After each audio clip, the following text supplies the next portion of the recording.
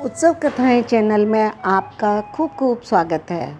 आज की प्रस्तुति कली हनुवाणी अध्याय 11 जागृति विन्यास भाग 5।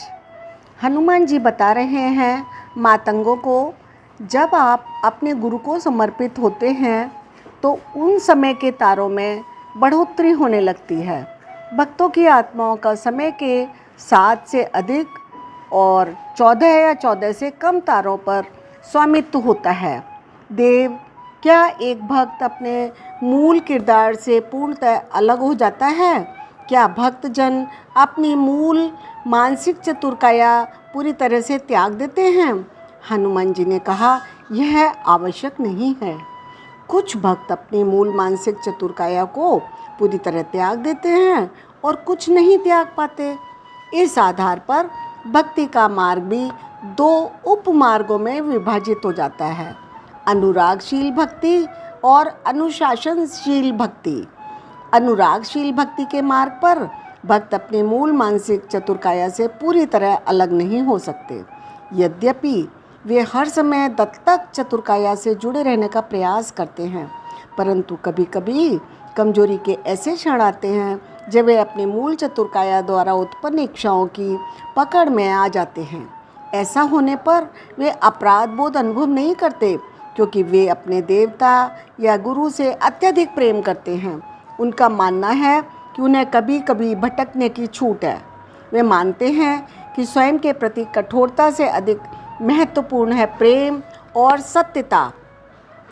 परंतु यदि वे अपने गुरु अथवा देव का अच्छे से अनुसरण नहीं करते तो वे भक्त कहाँ हुए?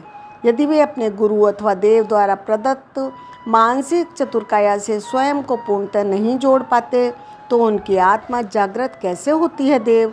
उर्मी ने पूछा। मूल मानसिक चतुरकाया और प्रदत्त मानसिक चतुरकाया के बीच कोई आत्मा इधर से उधर होती रहती है तो उसमें जागृति आने लगती है। उसे बोध आ जाता है कि वह ना यह है ना वह है। उसे बोध हो जाता है कि वह मन से अलग है। उसे अपनी स्वेच्छा शक्ति का बोध हो जाता है, जिसका प्रयोग करके वह विभिन्न किरदारों से जुड़ सकती है। चिरंजीवी गुरु ने उत्तर दिया। उर्मी ने कहा, देव, इसका अर्थ है कि जो भक्ति मार्ग पर असफल हो जाते हैं उनकी आत्मा भी जागृत हो सकती है। हनुमान जी ने कहा, नहीं, आपने इसे ठीक से नहीं समझा। सबसे पहले भक्त को अपने गुरु द्वारा प्रदत्त मानसिक चतुरकाया को सफलतापूर्वक अपनाना होता है। उसके पश्चात ही अपनी मूल मानसिक चतुरकाया को त्यागने का प्रश्न आता है। अनुशासनशील भक्ति के मार्ग पर चलकर आप मूल चतुरकाया का पूर्णतः त्याग कर पाते हैं। वहीं अनुरागशील भक्ति के मार्ग पर आप अधिकतर समय प्रदत्त चतुरकाया में रहते हैं और कभी कभी मूल चतुरकाया में चले जाते हैं।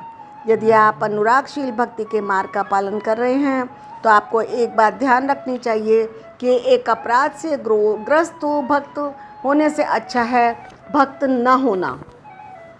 कभी कभी यदि आप अपनी मूल मानसिक चतुरकाया की इच्छाओं की जकड़न में आ जाते हैं तो आपके हृदय में सच्चाई होनी चाहिए, न कि अपराध बोध। अपराध बोध को छिपाने के प्रयास में एक ऐसा ढोंगी और कट्टरपंथी बन सकते हैं आप, जो दूसरों को उपदेश देने में सुख पाता है किंतु स्वयं उन उपदेशों का पालन करने में विफल हो जाता है। अनुशासनशील भक्ति के मार्ग पर चलने वाले भक्त का हर नियम का पालन कठोरता से करना होता है। वे अपने जीवन में इतने अनुशासित हैं कि वे स्वयं को अपनी मूल चतुरकाया से अलग कर लेते हैं। वे अपनी दत्तक मानसिक चतुरकाया को पूरी तरह से अपना लेते हैं। उनके जीवन का हर पहलू सरल होता है, फिर चाहे वह उनके भविष्य की योजनाएं हों, उनके रिश्ते हों, उनकी नियमितता हो और उनकी अराजकता की धारणा। पूर्वा ने कहा, किंतु देव, इसका अर्थ यह भी है कि वे खुलकर नहीं सोच सकते।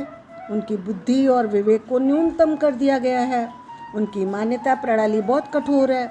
उनकी सोच संकीर्ण है।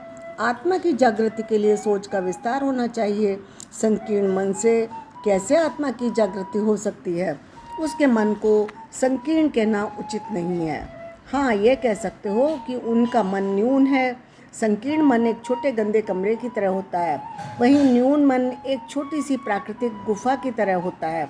हनुमान जी बोले। उर्वा ने कहा, देव, यदि हम किसी मनुष्य को लंबे समय तक एक छोटी प्राकृतिक गुफा के अंदर बंद कर दें तो वह गुफा भी एक गंदे कमरे की तरह हो जाएगी। चिरंजीवी गुरु ने कहा, मैं आपकी बात समझता हूँ। हाँ, अनुशासनशील भक्ति के मार्ग पर एक संकट है। आप प्रदत्त मानसिक कायाओं के ठीक उस तरह आदी हो सकते हैं जैसे एक मेंढक छोटे से जल कुंड में रहने का आदी हो जाता है। आत्मा को मूल मानसिक कायाओं से निकलकर प्रदत्त मानसिक कायाओं में स्थानांतरित करना किसी बंदी को बड़े कारागार से छोटे कारागार में स्थानांतरित करने जैसा है। आत्मा तब जागृत होती है जब गुरु सही समय आने पर प्रदत्त चतुर काया को भी नष्ट कर देते हैं।